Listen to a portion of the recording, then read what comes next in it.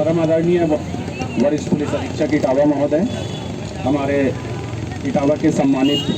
जन, मीडिया के हमारे भाई बहन और मेरे छोटे भाई बहन, अभी आप लोग मेरे साथ हमारे ख्याल से हम लोग करीब 2 किलोमीटर चले हैं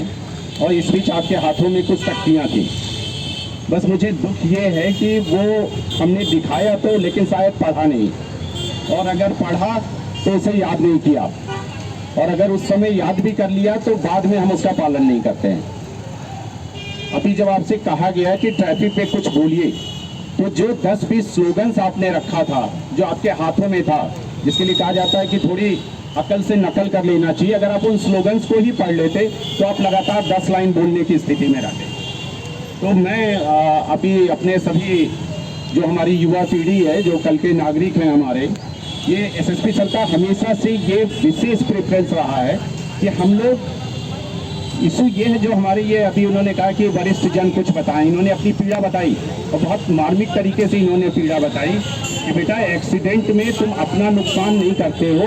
अपने पेरेंट्स को जीते जी मार देते हो। ये जिस दिन आपको फील हो जाएगा, उसके बाद हमारे लिए नियम बनाना, नियम का पालन कराना बहुत आसान हो जाएगा। और वो समस्या ये कि हम लोग चिड़िया की तरह से, बहेलिया आएगा, जाल बिछाएगा, दाना डालेगा और लालच में फंसना मत,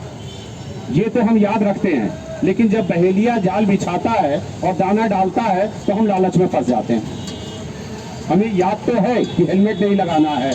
अंकल बताए थे, पापा बताए थे, सीट बेल्ट लगाना है, बाईं तरफ चलना है, तेज नहीं चलना है, शराब नहीं पीना है,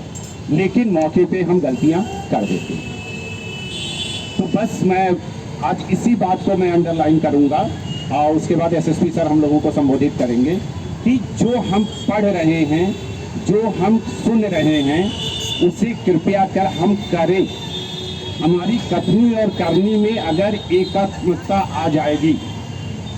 सिर्फ हम बोलने के लिए बोल दें और फिर उसका पालन ना करें, तो उन बड़ी बड़ी बातों का कोई मतलब नहीं है। और अंतिम बात कि जो भी हम करें, ये सोच के मत करें कि हम ये दूसरों पे एहसान कर रहे हैं। मैं बार बार कहता हूँ कि जिस समय जिस व्यक्ति को, जिस बच्चे को ये लगता है कि ये पढ़ाई मैं अपने पेरेंट्स के लिए कर रहा हूँ, वो अच्छा पढ़ने में कभी नहीं बनता है। उसे लगता है हम क्यों पढ़ें पेरेंट्स के लिए। जिस बच्चे को ये लग जाता है कि ये अच्छा काम, ये पढ़ाई, ये नंबर मेरे काम आएगी, इस हेलमेट से मेरी जान बचेगी,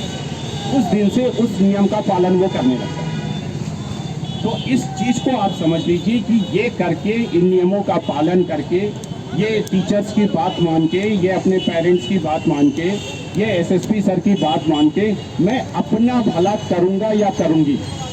फिर आप अपने आप उस अच्छी चीज को करने लगेंगे। बस इसी नोट पे मैं आप सब लोगों को इसके लिए धन्यवाद भी दे रहा हूँ कि आप मेरे साथ चलें। इस बात को आपके द्वारा, जो इटावा की आम जनता है, उन तक ये बात जाएगी, हमारे मीडिया भाई बंधुओं के द्वारा। आज एक महत्वपूर्ण दिन है इस दिशा में, और ये पूरा नवंबर महीना यद्यपि हम लोगों ने ट्रैफिक जागरूकता पे लगाया है, यद्यपि जैसा सर बार बार कहते हैं कि ये हमेशा सालों साल और प्रत्येक दिन चलने वाली एक सतत प्रक्रिया है जो जारी रहेगी। बस मैं अपनी बात को यही विराम दूंगा और मैं वरिष्ठ पुलिस अधीक्षक महोदय से अनुरोध करूंगा कि सर हम लोगों को आशीर्वाद दें।